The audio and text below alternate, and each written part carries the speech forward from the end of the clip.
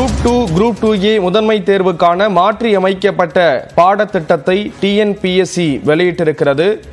தேர்வு அறிவிப்பிற்கு சுமார் ஒரு மாதத்திற்கு முன்பு புதிய பாடத்திட்டமானது வெளியிடப்பட்டிருப்பது குறிப்பிடத்தக்கது. திட்ட அட்டவணைப்படி ஜூன் 28-இல் 2030 பணியிடங்கள் கொண்ட குரூப் 2A தேர்வு அறிவிப்பு வெளியாகிறது.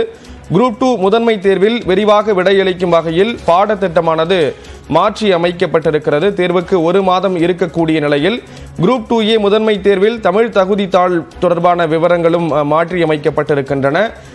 தேர்வுக்கு ஒரு மாதம் இருக்கக்கூடிய நிலையில் இந்த பாடத்திட்ட மாற்றமானது அறிவிக்கப்பட்டிருக்கிறது. டிஎன்பிஎஸ்சி மாற்றி அமைத்து அந்த அறிவிப்பை வெளியிட்டிருக்கிறது.